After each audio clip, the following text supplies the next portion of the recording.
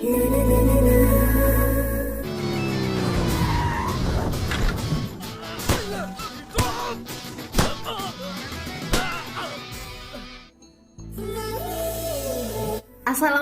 sahabat cerita puisi. Mimin mau sajikan film Srinivasa Kalyanam tahun 2018. Filmnya layak banget diulas. Dibintangi si ganteng Nitin dan si cantik Rasikana. Sehat selalu ya sahabat-sahabat di Medan, Bojonegoro, Pontianak, Banyumas, Lampung, Manado, Tasikmalaya, Sulawesi Tenggara, Kaltim, Wakatobi, NTT, Papua, Wonosobo, Karawang, Kalimantan Barat, Hong Kong, Taiwan, Arab, Singapura, dan semuanya.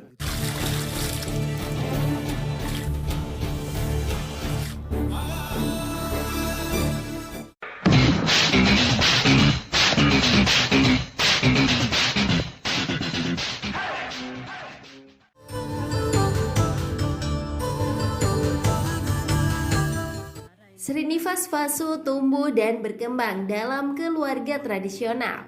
Sejak kecil, dia menyaksikan pernikahan keluarganya dirayakan dengan megah. Veda mantram. Sebuah pernikahan diartikan sebagai festival besar oleh nenek Vasu, karena hanya datang sekali seumur hidup. Pernikahan adalah sesuatu yang sangat sakral. Munda dukada.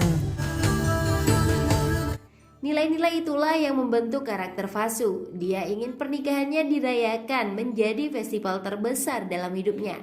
అలాగే పండగలా చేస్తాను. Vasu dewasa yang diperankan Nitin, seorang arsitek di kota Chandigarh. Keluarganya tinggal di Hyderabad.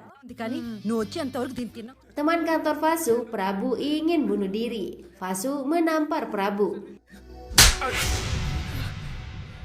Apalagi alasannya bunuh diri hanya karena cinta ditolak. Apa kamu tidak memberitahu ibumu kalau akan bunuh diri? Tanya Vasu. Ibu Prabu kemudian ingin dipanggil, tapi Prabu tidak berani. Vasu kemudian menelpon gadis yang menolak Prabu, Suji. Rupanya Suji tidak peduli nasib Prabu, mau mati atau tidak bukan urusannya. Hal itu membuat Prabu tersadar, dia salah rela bunuh diri demi gadis seperti Suji.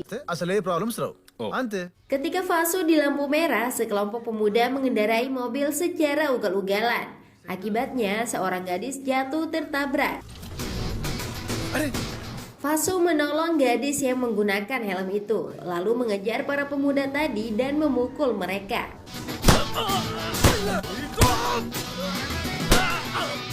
Selanjutnya, Vasu bersama teman-temannya nongkrong di kafe. Seorang pelayan menyampaikan ucapan terima kasih melalui secangkir kopi. Ternyata pelayan yang bernama Sri, diperankan Rasikana itu adalah gadis yang sempat ditolong. Sosok Sri terlihat sangat anggun, wajahnya menawan, senyumnya mempesona. Saat itu Sri menolak lamaran pria hidung belang. Masalah pernikahan menurutnya harus melibatkan keluarga juga. Vasu memuji pemikiran Sri. Di kantor, Vasu mendapat kabar baik. Desainnya diterima oleh Google, sehingga dia dipromosikan dan akan dipindah ke Hyderabad. Itu artinya Vasu akan bisa lebih sering pulang ke rumahnya. Keluarga Vasu sangat bahagia mendengarnya, terutama Padmapati, sepupu Vasu yang mencintainya sejak lama. Keluarga besar mendukung jika Padmapati menikah dengan Vasu. మనకేం తక్కువ ఆల్రెడీ కోస్తా పిల్లని నన్ను చూస్తున్నావు నేను చేసుకోవాలా ఏంటి Vasu kembali bertemu dengan Sri. Kali ini Sri datang ke tempat Vasu sebagai pengantar pizza. Sri bekerja tidak hanya sebagai pelayan kafe, tapi juga pengantar pizza untuk menambah pemasukan. మా owner cousin ఆ రోజు కాఫీ డేలో ప్రపోజ్ చేసిన అబ్బాయి Vasu dan Sri semakin dekat. Lebih-lebih Sri pindah kos ke tempat Vasu karena diusir dari kosnya yang lama. Penyebabnya pria yang ditolak Sri adalah keluarga pemilik kos. Nasib Sri cukup menyedihkan. Prabu menduga Sri berasal dari keluarga kalangan menengah. Buktinya rela bekerja apapun demi bisa mendapatkan uang. Sri mengiyakan saja perkataan Prabu, padahal dia adalah anak orang kaya. Keluarganya konglomerat yang hartanya tidak habis 7 turunan.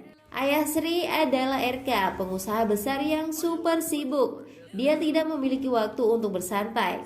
Waktu adalah uang baginya. RK bahkan menolak menghadiri undangan pernikahan anak temannya karena kesibukannya. Menurut RK, pernikahan hanyalah peristiwa biasa dalam hidup. Tidak perlu mengorbankan waktu berhari-hari untuk mengikuti prosesi. Maaf Pak Rau, silakan minta saham atau properti, saya akan berikan. Tapi jangan minta waktu saya, karena waktu tidak akan pernah kembali, ucap RK. Because time is one thing which never comes back. Sementara anak RK, Sri, masih hidup pura-pura miskin di kosan. Sri melihat Fasu terus teleponan. Dia mengira dengan pacarnya, padahal Fasu berbicara dengan keluarganya. Ya, setiap hari Fasu pasti teleponan dengan keluarganya. Setiap hari kita berharap banyak orang menyapa kita di Facebook dan WhatsApp. Apa salahnya jika kita menyapa anggota keluarga kita, ujar Fasu. Good night చెప్తే మనం డే హ్యాపీగా ఫినిష్ చేసాం. Sri tersenyum mendengarnya. Dia juga ikut menelpon orang tuanya. Tapi ayahnya berbicara dengan nada dingin. Ayahnya sedang pusing dengan kakak Sri, Kavia, yang ingin bercerai dengan suaminya. Masalahnya suami Kavia tidak mau bercerai, padahal Kavia sudah tidak cocok lagi dengan suaminya. Teman Fasu, pria akan menikah. Banyak undangan dikirim melalui WhatsApp. Keluarga Fasu kesal dengan gaya pernikahan saat ini. Undangan kok dikirim lewat WhatsApp?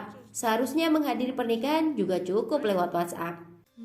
ఇలా WhatsApp invitation తగలయ్యా. Selanjutnya, Fasu mengajak Sri membeli hadiah emas untuk pernikahan pria. Keduanya semakin dekat dan saling lebih mengenal. Nilai-nilai hidup yang ada pada diri Fasu membuat Sri semakin kagum. Benih-benih cinta sudah tumbuh di hati Sri. Guys, gadis mana yang tidak akan jatuh cinta dengan keindahan karakter Fasu? Mimin saja kesemsem. Orangnya ganteng, baik hati, dan mencintai keluarga. Idola banget deh. Life చాలా చాలా చాలా బాగుంటుంది. ఇప్పుడు మీరు ఎంత హ్యాపీగా ఉన్నారో Fasu tiba-tiba dikagetkan dengan melihat Sri bersama banyak orang di halaman kos. Karena sudah tersudut, Sri minta maaf dan mengungkapkan siapa dirinya. Dia adalah anak ketua RK Group, orang kaya raya. Setelah lulus S2 di London, Sri dibebaskan melakukan apa saja selama 6 bulan. Setelah itu harus mengurus bisnis keluarga. నువ్వులా బతకాలి. Sri diminta hidup mandiri dengan menyembunyikan identitas aslinya agar lebih mengetahui lika-liku kehidupan. మాట మీద నిలబడటం అంటే బిజినెస్ లో సక్సెస్ అయినట్టు. Waktu 6 bulan itu sudah habis. Sri ingin dijemput oleh anak buah ayahnya. Fasu sendiri bisa memahami alasan kebohongan Sri. Malah Fasu kagum karena Sri mau bekerja sebagai pelayan kafe meski anak orang kaya.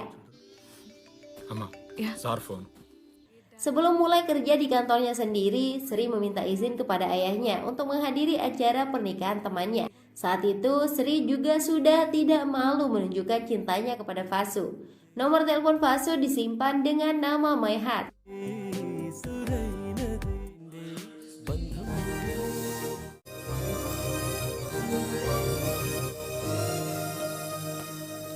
Fasu juga mengungkapkan cintanya.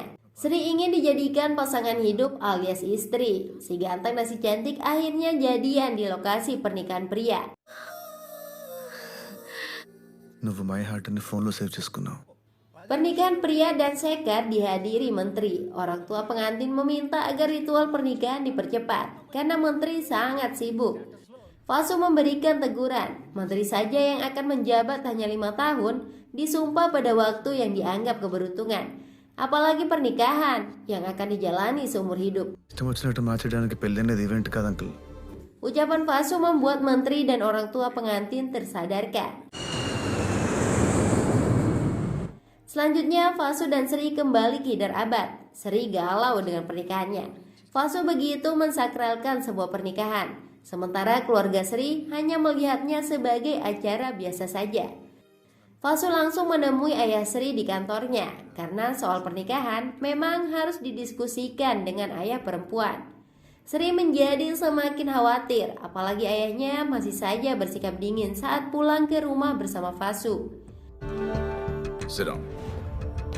Ayahnya menanyakan alasan Sri mengapa ingin menikah dengan Fasu. Menurut Sri, Fasu selalu memprioritaskan keluarganya.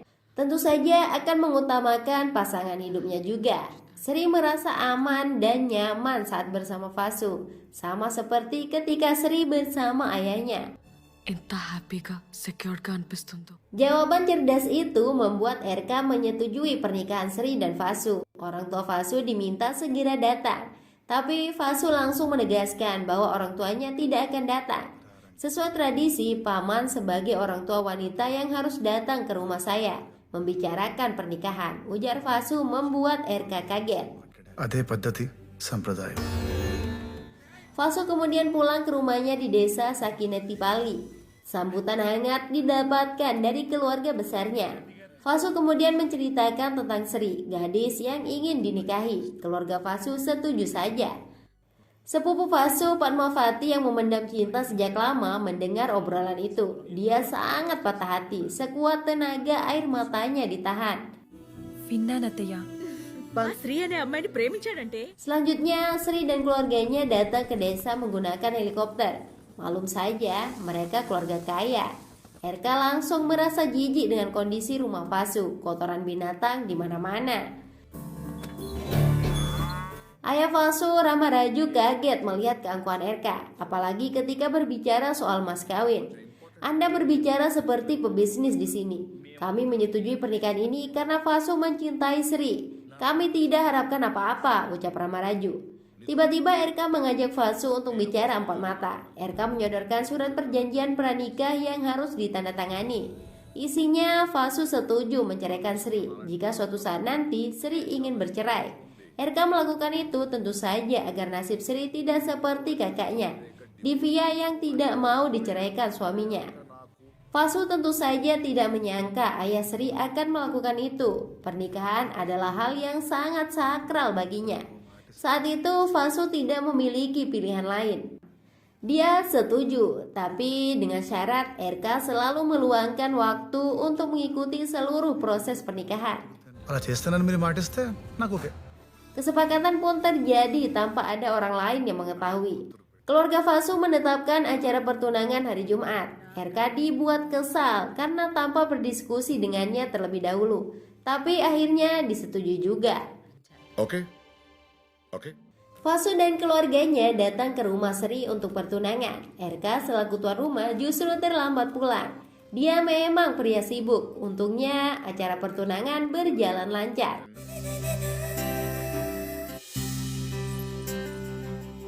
Pernikahan juga disepakati 15 hari lagi. RK akan datang ke desa sehari sebelum pernikahan.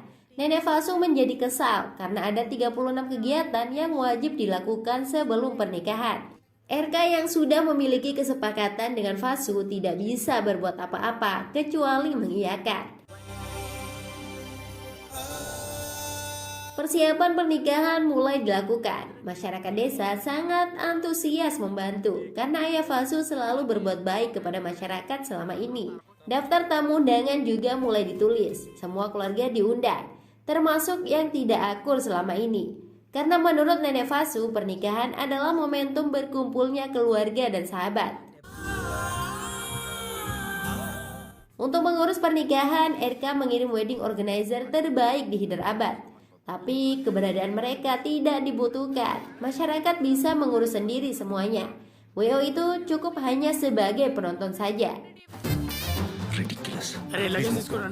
Padmavati yang sangat mencintai Fasu sejak lama tetap membantu persiapan acara. Dia rela menahan perihnya dada. Fasu memang sangat layak dicintai. Hatinya suci. Semua tamu undangan akan diperlakukan sama tinggi. Sikap RK sendiri belum juga berubah. Dia menganggap remeh ritual pernikahan. RK tidak ikut ketika keluarga berbelanja kebutuhan pernikahan. Ayah Fasu menjadi sedih. Fasu mengingatkan RK bahwa janji untuk selalu meluangkan waktu harus ditepati. మీరు ఎప్పుడూ చెప్తూ ఉంటారంట కదా, మీ కంపెనీకి ఇంకో ప్రాజెక్ట్ వస్తుంది. RK terpaksa lagi mengikuti kemauan Fasu. Dia membelikan sari sebagai hadiah untuk istrinya. Undangan pernikahan disebar. Fasu ikut langsung mengantar undangan ke keluarga, termasuk yang selama ini hubungan mereka retak. Teman-teman Fasu mulai berdatangan. Suasana pernikahan ala desa jauh lebih meriah dibandingkan di kota. Kebersamaan dan kebahagiaan terlihat di sana. Keluarga Fasu juga sudah saatnya datang. Banyak hal yang harus dilakukan. RK kembali dibuat gerah. Pernikahan masih tinggal beberapa hari lagi. Untuk apa datang begitu cepat? You know what the problem is? పెళ్లి మాట్లాడి RK memiliki banyak pekerjaan di kantornya. Dia cukup datang sehari sebelum acara. Sikap itu membuat ayah Fasu tersinggung. Keesokannya, Fasu datang langsung ke kantor RK. Dia juga sudah mengundang semua mitra bisnis RK, sehingga berbagai jadwal rapat ditunda hingga acara pernikahan selesai. RK tidak punya pilihan lain kecuali datang ke desa. Sri begitu bahagia, sementara ayahnya merasakan derita. Banyak tradisi yang membuatnya tersiksa, tapi dia tetap mau melakukannya meski terpaksa. Sungguh berat menikah di desa. Sri sendiri melihatnya sebagai kemeriahan yang luar biasa. పద్ధతిగా అన్నీ చేస్తుంటే ఎంత హ్యాపీగా ఉందో తెలుసా. Thank you so much. ఎందుకు? Kini semua keluarga sudah datang mendekati hari H. Orang-orang begitu bahagia. Terutama nenek Fasu yang melihat keinginannya menjadi nyata. Hai Nanama. Fasu meminta orang-orang yang sudah terlebih dahulu berumah tangga mau berbagi pengalamannya. Salah satunya istri RK yang mau bicara, Laksmi. Menurut Laksmi, seorang istri sangat bahagia ketika dibelikan sesuatu oleh suaminya, seperti yang baru-baru ini dilakukan RK, membelikan sari. Itulah sari kedua yang dibelikan RK setelah yang pertama saat awal menikah. RK tersentuh mendengar isi hati istrinya yang selama ini jarang mendapat perhatian. Acara pernikahan sudah di depan mata. Semua orang menunjukkan wajah ceria. Hanya Padmavati yang bermuram durja. Harusnya dia yang berada di sana, dampingi Fasu seperti lirik lagu Armada. Harusnya Padmavati yang dicinta dan bukan dia. Padmavati memilih mengurung diri, menangis tumpahkan pedihnya hati. Fasu yang menghampiri membuatnya semakin tersakiti. Saya tidak sanggup kamu akan pergi dari saya. Saya sangat mencintai kamu. Sejak kecil nenek selalu bilang kamu akan menjadi suami saya. Saya tidak bisa lagi menyembunyikan perasaan ini, ujar Padmavati pergi sambil menangis. Acara puncak di hari pernikahan tiba. Wajah Fasu terlihat tidak bahagia. Ini bukan soal Padmavati, pikirannya dipenuhi tentang Sri dan pernikahannya sendiri. Saatnya Fasu melakukan ritual doa, tapi dia justru berdiri dan menolak. Semua orang menjadi kaget. కూర్చో. ఏమైంది పెళ్లి వాసు? కొడుకు పూజ మధ్యలో అట్లా Saya harus bicara sekarang, sebelum menyesal nantinya. Maaf ayah mertua, saya tidak bisa menyembunyikannya. Saya tidak bisa duduk di sana, ujar Fasu. Fasu mengungkapkan kepada neneknya dan semua orang bahwa dia telah menandatangani surat perjanjian pranikah dengan ayah Sri, yang isinya setuju menceraikan Sri jika Sri ingin berpisah suatu saat nanti. Dia meminta saya menandatangani surat cerai sebelum pernikahan itu sendiri, ungkap Fasu. మీద సంతకం చేయమన్నారు. Fasu juga minta maaf kepada Sri. Ritual pernikahan membuat calon pengantin berjanji akan hidup bersama. Itulah yang membuat Fasu tidak bisa melakukan ritual, karena surat perjanjian bersedia menceraikan Sri sudah ditandatangani. Saya sudah mengkhianati kamu dengan menandatangani surat cerai. Lalu bagaimana saya bisa menjanjikan kamu kebohongan, Sri? Saya tidak bisa melakukan ritual pernikahan. Saya tidak bisa, ucap Fasu membuat semua orang terharu. RK angkat bicara. Apa yang terjadi bukan kesalahan Fasu. Dia bertanggung jawab untuk semuanya. Selama ini saya menganggap pernikahan hanya acara biasa. Tapi setelah berada di sini dan melakukan berbagai ritual pernikahan, saya menyadari semuanya, kata RK. Banyak pelajaran yang didapatkan RK. Dia memahami makna kebahagiaan sejati. Istrinya lebih bahagia ketika dibelikan sari dibandingkan diberikan uang dari keuntungan proyek besar. Anaknya Sri juga biasa saja ketika dibelikan mobil mewah, tapi sangat bahagia saat RK mau melakukan berbagai ritual pernikahan. కేవలం మట్టి తీసుకొచ్చి పూజ చేస్తున్నప్పుడు Surat perjanjian pranikah itu akhirnya dirobek oleh RK sendiri. Dia menyesal telah melakukan kesalahan. RK yakin anaknya akan bahagia hidup bersama Fasu dan keluarganya. Teman-teman saya bilang, orang yang akan menikahi Sri sangat beruntung. Tidak, saya yang justru beruntung mendapatkan Fasu sebagai menantu, ujarnya. Semua orang akhirnya saling memaafkan. Ritual pernikahan bisa dilanjutkan dengan penuh kebahagiaan.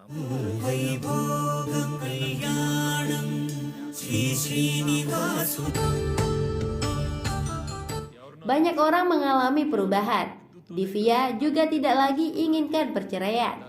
Dia dan suaminya bisa mempertahankan pernikahan. Film selesai. Bye-bye.